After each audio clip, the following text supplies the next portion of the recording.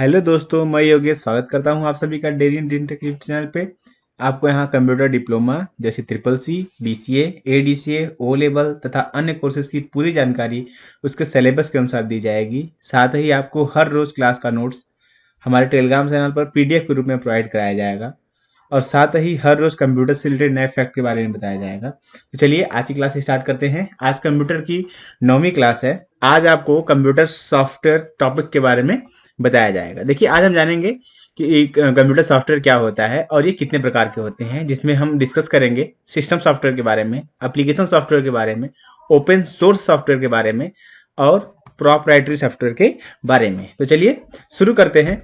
ध्यान रहे एक चीज, अगर आप हम जो भी चीज़ वीडियो में पढ़ा रहे हैं, अगर आपको इस चीज़ों का अगर नोट्स चाहिए, अगर इन चीज़ों का आपको पीडीएफ चाहिए इस वीडियो का, तो आपको इस टेलीग्राम के लिंक पे वो पीडीएफ प्रोवाइड कराई जाती है। आप इस टेलीग्राम के लिंक पे जाकर हर रोज की क्लास का पीडीएफ आप यहाँ से डाउनलोड कर सकते हैं। साथ ही इस टेलीग्राम लिंक पे हम कुछ जरूरी क्वेश्चन भी देते हैं, जैसे ट्रिपल सी, ओ लेवल के जो कुछ जरूरी क्वेश्चन होते हैं, हम उसको भी अपने टेलीग्राम ग्रुप पे पीडीएफ के रूप में प्रोवाइड कराते हैं। तो अगर आप triple C, ADCA, O level के स्टूडेंट हैं तो आप हमारे टेलीग्राम चैनल को ज्वाइन करिए और यहाँ से नोट्स डाउनलोड करके देख सकते हैं। चलिए आगे चलते हैं।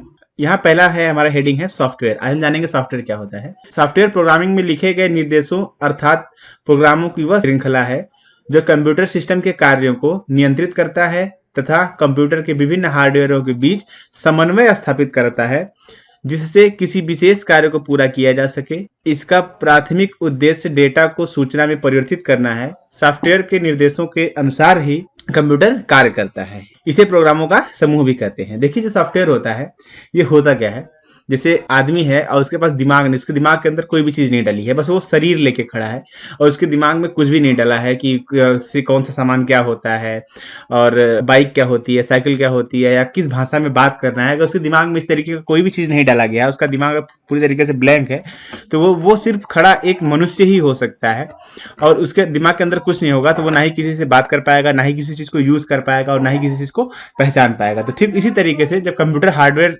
साथ मिलकर जब हमारा सिस्टम तैयार हो जाता है तो क्या होता है कि हमारा कंप्यूटर किसी चीज को समझ नहीं पाता तब तक जब तक उसके अंदर सॉफ्टवेयर नहीं डाला जाता। जैसे कि हम अपने यहाँ क्या करते हैं, छोटे छोटे बच्चों को सिखाते रहते हैं कि देखिए ये चीज होती है, ये ऐसे होता है, ये बादल है, ये गाय है, ये बाइक है, ये साइकिल है।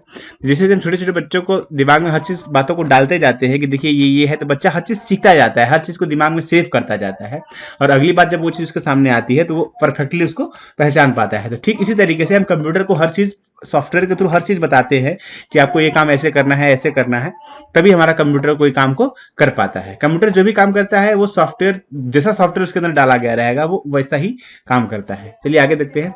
सॉफ्टवेयर को उसके कार्यों तथा संरचना के आधार पर विभागों में विभाजित किया गया है। देखिए कौन कौन से विभाग है, system software, application software, open source software और लास्ट में है प्रोप्राइटरी सॉफ्टवेयर। देखिए यहाँ पे कुछ सॉफ्टवेयर के चिन्ह दिखाए गए हैं। एक चीज और ध्यान दीजिएगा, जो सॉफ्टवेयर होता है इसे सिर्फ हम देख सकते हैं, छू नहीं सकते। अब ऐसा हम क्यों कर सकते हैं, क्योंकि जो सॉफ्टवेयर होता है ये एक वर्चुअल दुनिया में चलता है। इसका कोई एक ऐसा कुछ चीज नहीं होता, फिजिकली कुछ एग्जिस्ट ये नहीं करता कहीं पे। ये जब भी चलता है ये वर्चुअल चलता है, इसलिए हम इसको छू नहीं सकते। इसको सिर्फ और सिर्फ हम आउटपुट डिवाइस से, मॉनिटर में हम इसको देख सकते हैं। चलिए अगला स्टार्ट करते हैं। अगला सॉफ्टवेयर है सिस्टम सॉफ्टवेयर का। ये पहला सॉफ्टवेयर है सिस्टम सॉफ्टवेयर। यह एक या एक से अधिक प्रोग्रामों का समूह होता है। इस सॉफ्टवेयर के द्वारा कंप्यूटर और उसके हार्डवेयर को नियंत्रित किया जाता है। यह यूजर और हार्डवेयर के बीच में इंटरफेस का निर्माण करता है। यह एप्लीकेशन सॉफ्टवेयर को एग्जीक्यूट करने के लिए प्लेटफॉर्म उपलब्ध कराता है। नए हार्डवेयर का प्रयोग करने के लिए सहयोग प्रदान करता है। यह कंप्यूटर का मेंटेनेंस का कार्य करता है। यह कंप्यूटर को नियंत्रित करता है। देखिए ये सिस्टम सॉफ्टवेयर होता है, ये क्या करता है, ये कंप्यूटर के अंदर ही एक सॉफ्टवेयर होता है। जब आप कंप्यूटर परचेज करने जाते हैं तो जैसे ही आप उसको खोलते हैं तो उसके अंदर एक सॉफ्टवेयर पहले से ही इंस्टॉल्ड होता है और इसी सॉफ्टवेयर को हम कहते हैं सिस्टम सॉफ्टवेयर। ठीक है, जैसे हम मोबाइल खरीदने जाते हैं तो मोबाइल में पहले से सॉफ्टवेयर इंस्टॉल होता है जिसको हम कहते हैं सिस्टम सॉफ्टवेयर। अब बाद में अगर हमको व्हाट्सएप चलाना है तो हम बाद में उसके अंदर व्हाट्सएप डाल लेते हैं, अगर हमको बाद में फेसबुक चलाना है तो हम बाद में उसके अंदर फेसबुक डाल लेते हैं। तो ये जो बाद में जो अपनी जरूरत के अनुसार जो सॉफ्टवेयर अपने मोबाइल या लैपटॉप में इंस्टॉल करते हैं वो सिस्टम सॉफ्टवेयर के अंतर्गत नहीं आते हैं। जो चीज़ पहले से उसमें इंस्टॉल होकर आती है वो सिस्टम सॉफ्टवेयर कहलाती है। जैसे यहाँ पे कुछ सिस्टम सॉफ्टवेयर है, जैसे Windows XP, Windows Vista, Windows 7, iOS का है, ये विंडोज 8 है। इसके बाद एंड्रॉयड है, ये लिनक्स है। ये कुछ सॉफ्टवेयर यहाँ पे दिए गए हैं। सिस्टम सॉफ्टवेयर के उदाहरण निम्न है, जैसे ये देखिए, पहला है ऑपरेटिंग सिस्टम है, दूसरा है डिवाइस ड्राइवर है, तीसरा है लैंग्वेज ट्रांसलेटर। आइए इन सब के बारे में एक एक कर करके देख लेते हैं। पहला है ऑपरेटिंग सिस्टम। इसमें वे प्रोग्राम शामिल होते हैं जो कंप्यूटर के विभिन्न अवयवों के कार्यों को नियंत्रित करते हैं, उनमें समन्वय स्थापित करते हैं तथा उन्हें प्रतिबंधित मतलब मैनेज करते हैं। इसका प्रमुख कार्य उपयोगकर्ता तथा कंप्यूटर हार्डवेयर के मध्य एक इंटरफेस स्थापित करना होता है। देखिए, हम अभी आपको बता रहे थे कि सिस्टम सॉफ्टवेयर क्या होता है। तो ये सिस्टम सॉफ्टवेयर में एक भाग है जिसको हम कहते हैं ऑपरेटिंग सिस्टम। और ये ऑपरेटिंग सिस्टम वही होता है जो आपके फोन में, आपके लैपटॉप में पहले से ही इंस्टॉल्ड होता है। अगर ये ऑपरेटिंग सिस्टम आपके कंप्यूटर में इंस्टॉल नहीं होगा तो आपका कंप्यूटर एक डब्बे समान होगा, उसके अंदर आपको कुछ दिखाई नहीं देगा, उसके अंदर कोई प्रोग्राम काम नहीं करता। तो ठीक वही होता है हमारा ऑपरेटिंग सिस्टम।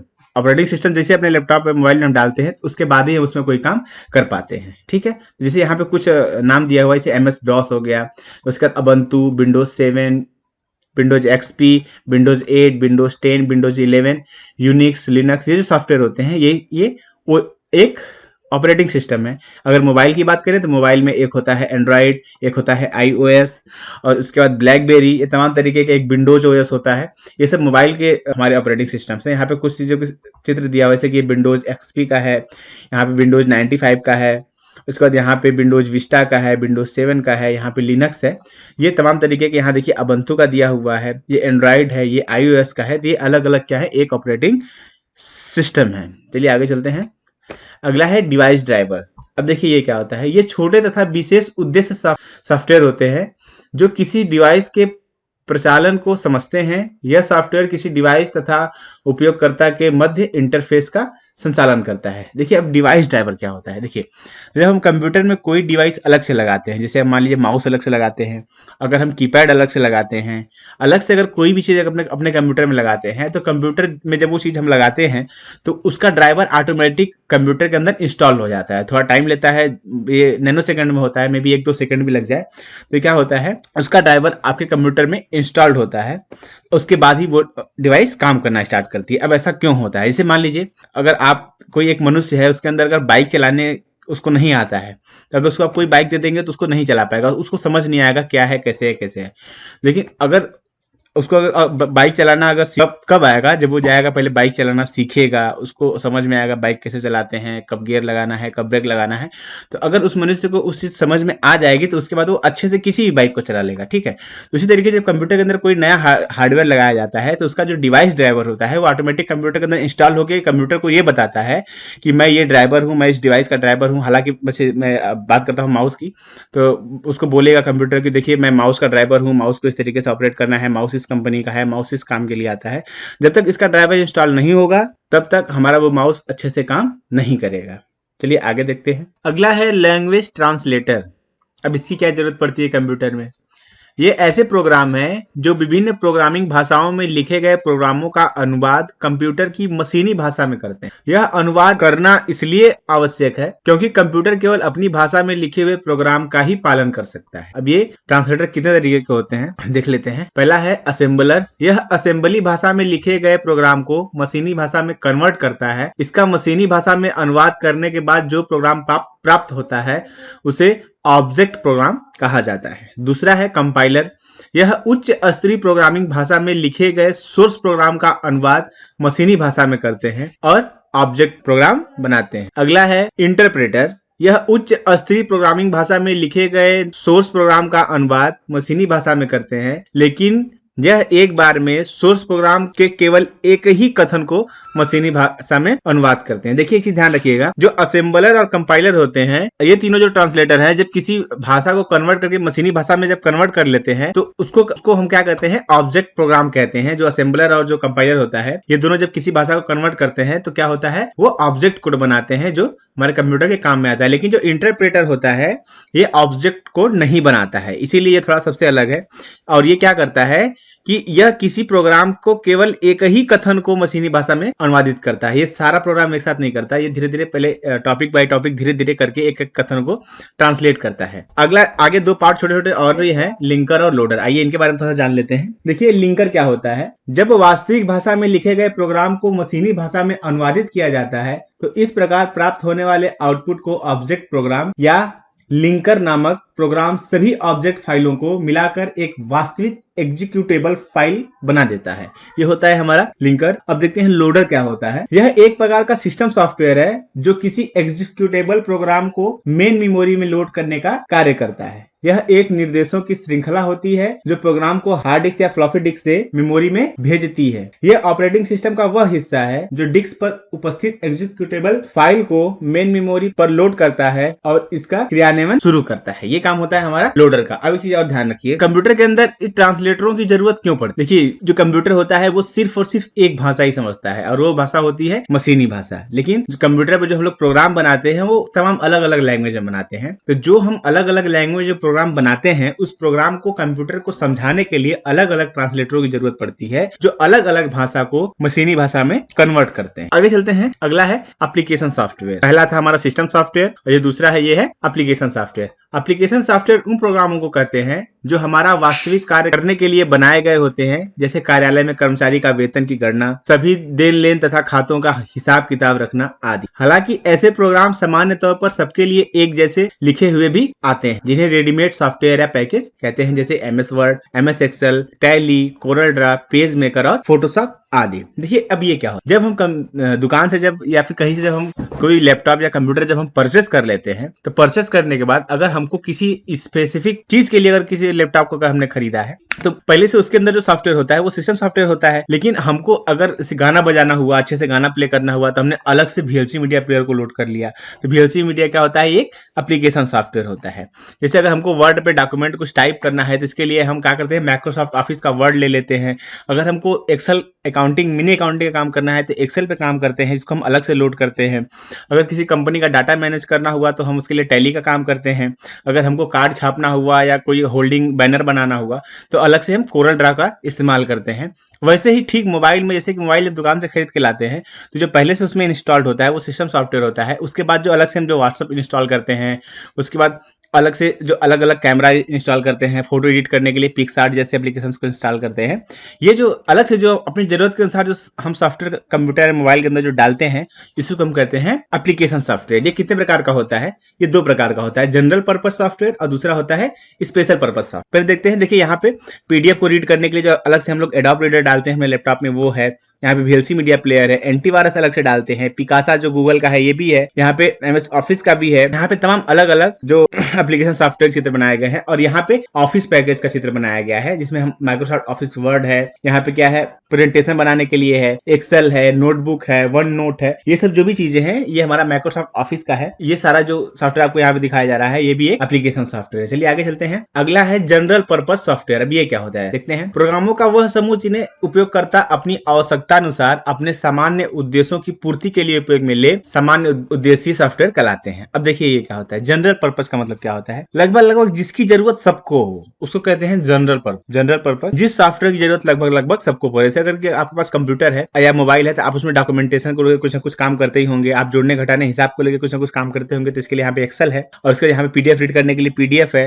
यहाँ पे आपका जीमेल आईडी है, उसके बाद यहाँ पे वो गूगल ड्राइव है, यहाँ पे पेंट है और यहाँ पे गाना सुनने के लिए अलग से बना हुआ है। तो ये सब जो सॉफ्टवेयर है जनरल पर्पस लगभग सबके पास होते हैं और लगभग सब लोग इसका कुछ ना कुछ यूज करते हैं। जैसे मैं यहाँ पे लिखा हुआ है कुछ जनरल पर्पस सॉफ्टवेयर के बारे में बताया गया है जिसमें वर्ड प्रोसेसिंग सॉफ्टवेयर, यहाँ पे इलेक्ट्रॉनिक स्प्रेडशीट है, उसका प्रेजेंटेशन सॉफ्टवेयर है, डाटाबेस मैनेजमेंट सिस्टम है। ये सब हमने यहाँ पे सबके बारे में लिख दी। जैसे कि वर्ड का हम जो भी सॉफ्टवेयर रखते हैं वो MS वर्ड में रखते हैं। हालांकि अगर आप लिब्रे ऑफिस में जाएंगे तो वहाँ पे एक दूसरा सॉफ्टवेयर है। यहाँ पे अगर आपको स्प्रेडशीट पे काम करना है तो MS ऑफिस में एक्सेल है, अगर आपको प्रेजेंटेशन पे काम करना है तो पावर पॉइंट है, अगर आपको डाटाबेस मैनेज करना है तो SQL है। हम यहाँ पे जो भी सॉफ्टवेयर का नाम दिया हुआ है हम यहाँ पे एक समझाने के लिए रख दिए हैं।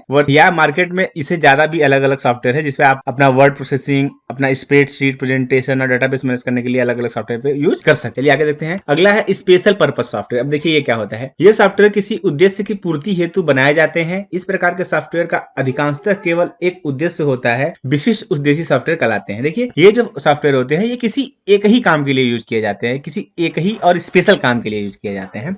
जैसे कि यहाँ पे हमने कुछ चित्र लगा रखे हैं, जैसे टैली है और फोटोशॉप है। देखिए जो फोटोशॉप है इसका हम क्या कर सकते हैं, सिर्फ फोटो ही बना सकते हैं, फोटो एडिट कर सकते हैं, फोटो को कलरफुल बना बना सकते हैं, फोटो को ब्लैक एंड व्हाइट कर सकते हैं, फोटो का बैकग्राउंड बदल सकते हैं, मतलब जो भी काम कर सकते हैं एक स्पेशल फोटो पे ही काम कर सकते हैं। फोटो को हम 3D मोड में बना सकते हैं, ये हमारा फोटोशॉप में ये फीचर्स हमको मिलते हैं। लेकिन अगर टैली की बात करें तो किसी कंपनी, बड़ी कंपनी का अकाउंटिंग का डेटा जब मैनेज करना हो तो उस पूरे डेटा को मैनेज करने के लिए हम क्या करते हैं, टैली नामक सॉफ्टवेयर का यूज करते हैं। ये भी एक स्पेशल सॉफ्टवेयर की तरह ही काम करता है, इसका सिर्फ और सिर्फ काम है किसी कंपनी का पूरा अकाउंटिंग का हैंडल करना, ठीक है। ये होते हैं स्पेशल पर्पज के लिए। जैसे यहाँ पे दिया गया है inventory management system and purchasing system, यहाँ पे पेरोल मैनेजमेंट सिस्टम है, होटल मैनेजमेंट सिस्टम है।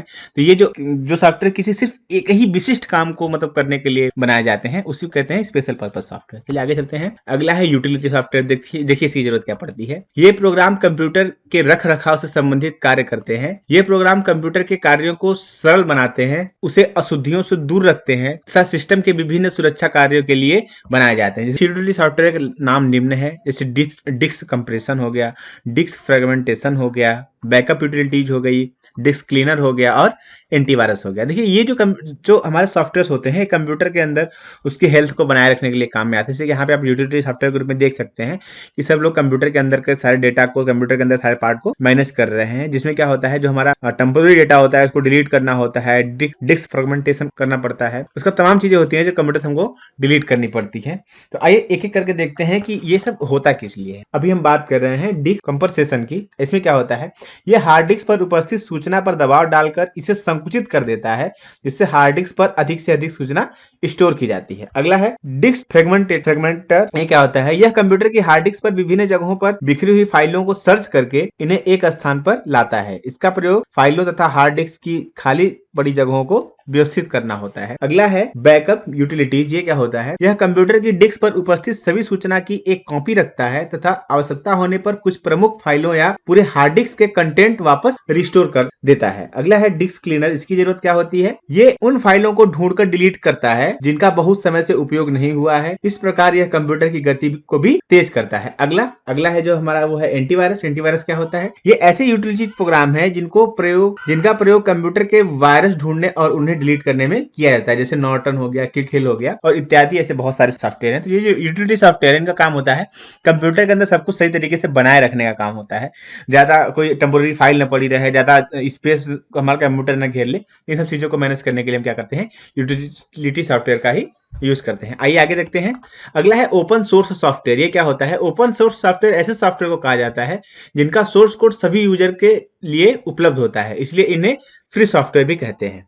ओपन सोर्स सॉफ्टवेयर की प्रमुख विशेषताएं निम्न है। जिसे क्या होता है, ये स्वतंत्र रूप से रन और प्रयोग होने वाले सॉफ्टवेयर हैं। ये प्रोग्राम को मॉडिफाई करते हैं, ये इंटरनेट से डाउनलोड किए जा सकते हैं, ये वास्तविक या मॉडिफाई किए गए प्रोग्राम को दोबारा वितरित करने का अधिकार रखते हैं। देखिए ये ओपन सोर्स सॉफ्टवेयर क्या होता है, देखिए ओपन सोर्स सॉफ्टवेयर ऐसे सॉफ्टवेयर होते हैं जो फ्री सॉफ्टवेयर होते हैं जिनको आप यूज कर सकते हैं। इसके लिए आपको कुछ पैसा नहीं देना होता, ये पब्लिक के लिए ही बने होते हैं। आप इनको लेकर इनके अंदर कुछ मॉडिफाई करके अपने यूज लायक इसको आप बना सकते हैं। ये जो होते हैं ये ओपन सोर्स सॉफ्टवेयर होते हैं। आगे देखते हैं। अगला है प्रोप्राइटरी सॉफ्टवेयर। देखिए ये क्या होता है, यह एक ऐसा सॉफ्टवेयर है जो किसी व्यक्ति या कंपनी के स्वामित्व में होता है। प्रोप्राइटरी सॉफ्टवेयर को क्लोज सोर्स सॉफ्टवेयर के नाम से जाना जाता है और इनका सोर्स कोड हमेशा गुप्त रहता है। देखिए जो प्रोप्राइटरी सॉफ्टवेयर होते क्या है, ये कोई कंपनी सॉफ्टवेयर डेवलपर जो होते हैं उनको पैसा देके कोई कंपनी खास अपने लिए बनवाती है और ये क्या करती है, ये बाकी और किसी को भी नहीं मिल सकता। इसका ऑनर जो होगा ये सॉफ्टवेयर सिर्फ वही यूज कर सकता है और कोई इस सॉफ्टवेयर को यूज नहीं कर सकता। तो जो ऐसे तरीके के जो सॉफ्टवेयर होते हैं उन्हें क्या कहते हैं, प्रोप्राइटरी सॉफ्टवेयर कहते हैं। प्रोप्राइटरी सॉफ्टवेयर का उपयोग करने के लिए मुख्य बाधाएं कौन कौन सी आती हैं। प्रोप्राइटरी सॉफ्टवेयर का लाइसेंस और रख रखाव बहुत महंगा होता है, इसके लिए आपको इंजीनियर्स को रखना पड़ता है, जिसको पेमेंट देनी पड़ती है। यह सॉफ्टवेयर किसी एक ही उद्देश्य के लिए बनाए जाते हैं। देखिए जो प्रोप्राइटरी सॉफ्टवेयर जो भी होते हैं वो किसी एक ही उद्देश्य के लिए बनाए जाते हैं। उपयोगकर्ताओं को सभी अपडेट, समर्थन और सुधारों के लिए प्रोप्राइटरी सॉफ्टवेयर के डेवलपर पर निर्भर होना पड़ता है। देखिए जो इसका उपयोग कर रहा होता है, जो उपयोगकर्ता होता है, जो कंपनी होती है, अगर सॉफ्टवेयर के अंदर कोई दिक्कत होती है, उसको अपडेट करना है, उसके अंदर कोई चीज बिगड़ गया, उसको सुधारना है, इसके लिए उनको सॉफ्टवेयर डेवलप की जरूरत पड़ती है। अनुकूल स्तर पर निम्न होता है, ये मतलब काम करने में ठीक होता है। आगे हम सॉफ्टवेयर की हायरार्की देख लेते हैं। देखिए सॉफ्टवेयर की हायरार्की कुछ इस तरीके से काम करती है। देखिए जो कंप्यूटर में जो हार्डवेयर लगे होते हैं, जिसको हम देख सकते हैं, छू सकते हैं, अपने महसूस भी कर सकते हैं, जो हार्डवेयर लगे होते हैं वो सबसे नीचे होते हैं। उसके बाद हमारा आता है सिस्टम सॉफ्टवेयर, जो हम बता रहे थे कि आपको कंप्यूटर या मोबाइल में पहले से प्री इंस्टॉल मिलता है, वो होते हैं हमारे सिस्टम सॉफ्टवेयर। उसके बाद अपनी जरूरत के हिसाब से जैसे हम जो भी सॉफ्टवेयर अपने मोबाइल या अपने लैपटॉप में डालते हैं उसको हम कहते हैं एप्लीकेशन सॉफ्टवेयर। तो देखिए तीनों सॉफ्टवेयर काम कैसे करते हैं। जो यूजर मतलब वो आदमी जो उस कंप्यूटर या उस मोबाइल को यूज कर रहा है, अगर वो पहले कोई भी चीज कोई भी अगर कमांड देता है कंप्यूटर को, तो सबसे पहले वो एप्लीकेशन सॉफ्टवेयर को देता है। बाय द वे हमने व्हाट्सएप पे किसी को सेंड किया, कोई मैसेज सेंड किया, ठीक है, तो पहले वो एप्लीकेशन सॉफ्टवेयर के अंदर जाएगा, फिर वो सिस्टम सॉफ्टवेयर के पास जाएगा और उसके बाद लास्ट में वो हार्डवेयर के पास जाएगा। फिर हार्डवेयर उसको क्या करेगा, उसको वो सेंड कर देगा मैसेज। सेंड करने के बाद क्या होगा, ये इसको बताएगा सिस्टम सॉफ्टवेयर को कि मैंने वो मैसेज सेंड कर दिया है। फिर ये सिस्टम सॉफ्टवेयर क्या करेगा, एप्लीकेशन सॉफ्टवेयर को बताएगा कि आपका वो मैसेज सेंड हो गया, तब जाके यूजर समझ पाएगा कि हमारा मैसेज सेंड हुआ है। ये सब डेटा आपस में जो लेने देने का काम होता है काफी फास्ट होता है। अब हम एक एग्जांपल और ले लेते हैं। जैसे यूजर ने गाना प्ले कर दिया, तो यूजर ने गाना अगर मान लीजिए एमएक्स प्लेयर पे प्ले कर दिया मोबाइल में, तो एमएक्स प्लेयर पे गाना प्ले होने के बाद एमएक्स प्लेयर रिक्वेस्ट भेजता है सिस्टम सॉफ्टवेयर को। सिस्टम सॉफ्टवेयर तब जाके उस स्पीकर को चालू करता है, तब जाके वो स्पीकर हमारा चलना चालू होता है। तो जो हमारा यूजर होता है वो डायरेक्ट हार्डवेयर से बातचीत नहीं कर सकता, उसको हार्डवेयर से बातचीत करने के लिए एक सिस्टम सॉफ्टवेयर की जरूरत पड़ती है और एप्लीकेशन सॉफ्टवेयर की जरूरत पड़ती है। एप्लीकेशन सॉफ्टवेयर भी जो हमारा होता है वो सीधे हार्डवेयर से बात नहीं कर सकता, तो इसके लिए इसके बीच में क्या होता है, इसको सिस्टम सॉफ्टवेयर चाहिए होता है। ये जो सिस्टम सॉफ्टवेयर होता है ये सीधे हार्डवेयर को आदेश देता है कि आपको ये काम करना है, सीधे हार्डवेयर को क्रियान्वित करता है, ठीक है। तो इस तरीके से हमारा पूरा कंप्यूटर सिस्टम काम करता है। तो आज की क्लास में बस इतना ही। कल की क्लास में हम जानेंगे ऑपरेटिंग सिस्टम क्या क्या होता है। अगर आपको ये वीडियो पसंद आई हो तो वीडियो को लाइक करें, शेयर करें और हमारे चैनल को सब्सक्राइब करें और बेल आइकन को जरूर से प्रेस करें। अगर आपको किसी तरीके का सवाल रह गया हो तो कमेंट बॉक्स में जरूर से पूछें, हम हर सवाल का जवाब जरूर देंगे। धन्यवाद, जय हिंद।